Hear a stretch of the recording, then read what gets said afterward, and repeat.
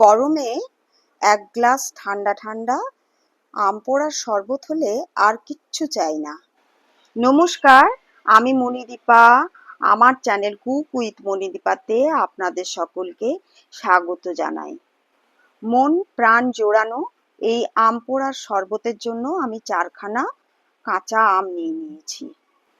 আমের মধ্যে smoky flavour আনার জন্য আমগুলোকে একটা জালির মধ্যে দিয়ে লো টু মিডিয়াম আঁচে আমগুলোকে পুড়িয়ে নেব। এই গরমকালে বাইরে বেরোলেই একটা গরম হাওয়া, যেটাকে আমরা লু বলি, সেরকম থেকে রক্ষা পেতে হলে এই রকম আম পোড়ার শরবত আপনারা বানিয়ে খেতে পারেন। অনেকেই আম পোড়ার শরবতটা সেদ্ধ করে বানায়, কিন্তু পোড়ানো আমের শরবতটার কার্যকারিতা অনেক বেশি। পোড়ানো আমগুলো জলে দিয়ে ভালো করে ছাড়িয়ে নেব। 4টে কাঁচা লঙ্কাও পুড়িয়ে নিয়েছি। দেখুন আমগুলো কি সুন্দর সেদ্ধ হয়ে গেছে। আমের থেকে আমের পাল্পগুলো বার করে নিয়ে আটিগুলোকে সরিয়ে দেব। এরপর আমের মিশ্রণটা একটা মিক্সার গ্রাইন্ডারের মধ্যে দিয়ে 4খানা যে লঙ্কা পুড়িয়ে নিয়েছিলাম সেগুলোর থেকে বীজগুলোকে বার করে দেব, কারণ আমাদের শুধু কাঁচা লঙ্কার গন্ধটা এখানে চাই, খুব একটা ঝাল যেন না হয়। আম পোড়া শরবতের জন্য একটা মশলা বানিয়ে নেব।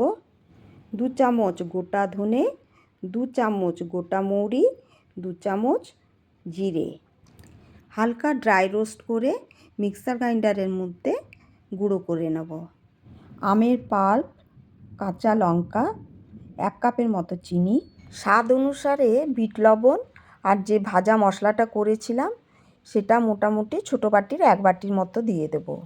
একটু ঠান্ডা জল দিয়ে একটা স্মুথ পেস্ট বানিয়ে নেব। এরপর যে গ্লাসের মধ্যে আম পোড়ার শরবতটা সার্ভ করব সেটাকে একটু ডেকোরেশন করে নেব। বিট লবণ, গুঁড়ো লঙ্কা, চাট মশলা, এই 3টে মশলাকে একটু ভালো করে মিক্স করে নেব। গ্লাসের কর্নারগুলোতে একটু লেবু লাগিয়ে ঠিক এইভাবে গ্লাসটাকে ডেকোরেশন করে নেব। বরফের কিউব আর আমের পাল্প দিয়ে হাফ গ্লাসটা ভরে নেব, আর উপর থেকে চিল্ড ওয়াটার ঢেলে দেব।